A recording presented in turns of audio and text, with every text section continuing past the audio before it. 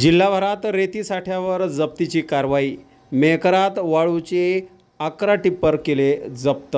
जिल्हाभरात अवैध वाळू विरोधात कारवाई करण्यात येत आहे। यात प्रामुख्याने विविध ठिकाणी अवैधपणे साठवलेला वाळू साठा आणि वाळू वाहतूक करणाऱ्या टिप्परवर जप्तीची कारवाई करण्यात आली आहे। जप्त करण्यात आलेली वाळू त्याच ठिकाणी लिलाव करून संबंधितांना देण्यात आली। मेहकर शहरात एका ठिकाणी 30 ब्रास रेतीचा साठा जप्त करण्यात आला आहे। हिवराश्रम तालुका मेहकर येथे रस्त्यावर 3 ब्रास रेतीचा साठा रात्री जप्त करण्यात आला।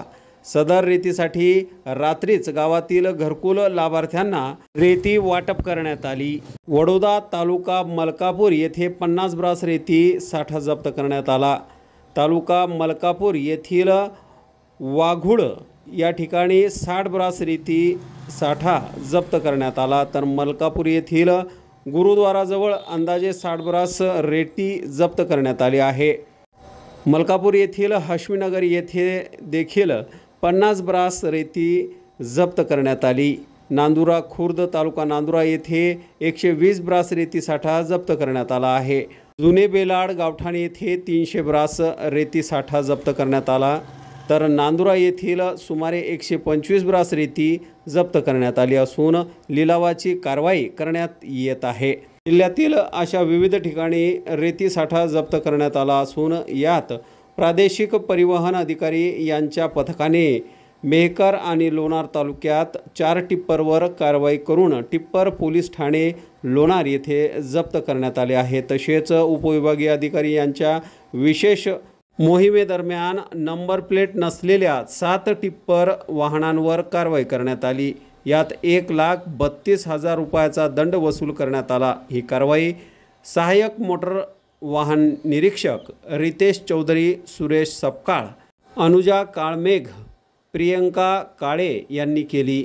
जिल्ह्यात नदीपात्रातील वाळू मोठ्या प्रमाणावर साठवण्यात आली आहे। अशा अवैध वाळू साठ्यांचा शोध तहसीलदार आणि उपविभागीय अधिकारी घेत आहेत। जिल्हाभरात साठवलेली अवैध वाळू जप्त करण्यात येत आहे। या वाळूचा जागीच लिलाव करणार असल्याचे जिल्हाधिकारी डॉक्टर किरण पाटील यांनी सांगितले।